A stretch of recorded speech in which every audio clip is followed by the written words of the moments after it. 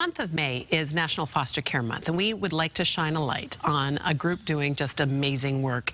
It's called Foster Nation. I love the name. It engages the community to support and empower young people who are aging out of the system to help them become self-sufficient. I want to introduce you to my new friend, Maggie Lynn. Grew up in LA County's foster system. She went on to be co-founder of Foster Nation, serving as its executive director, and is here with me now to talk about something that has touched both of our lives. You and I are sisters in a way, way. And I find it really interesting too, Maggie, that this has become your life's work. You know, you've done a lot of other things in your life, but you came back to your roots. What led you back to your roots?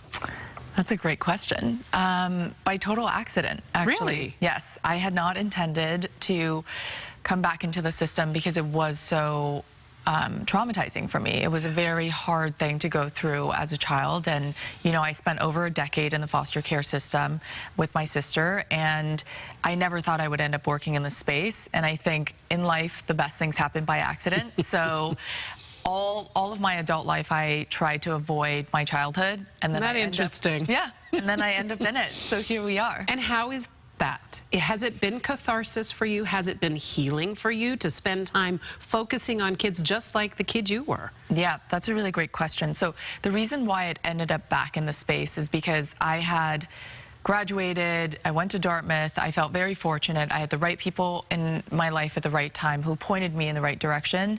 And a decade later, I look back and I thought, how strange that not much has changed in the foster care system. Yeah.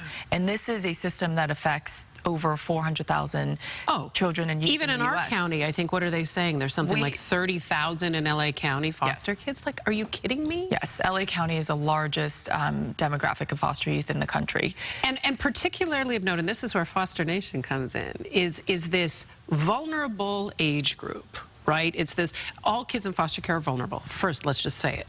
Yeah. But there's a particular vulnerability that happens in that window of the time when you age out.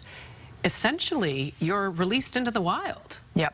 The way that I explain it to people who are not familiar with the system is I always say, imagine the day that you turn 18 years old and I give you a trash bag to hold your belongings, a list of homeless shelters, and I say every single person you know that you can rely on is no longer there. So good luck with your life. And so even that, for me, that transition was really challenging. And I think a lot about that pivotal moment when youth transition out of the foster care system. It's a very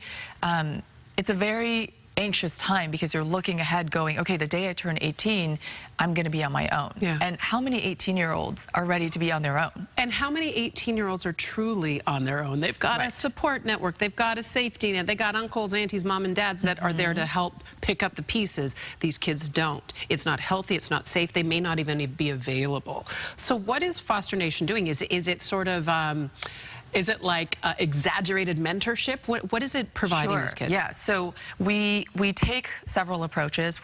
Our approach is prepare, support, and empower.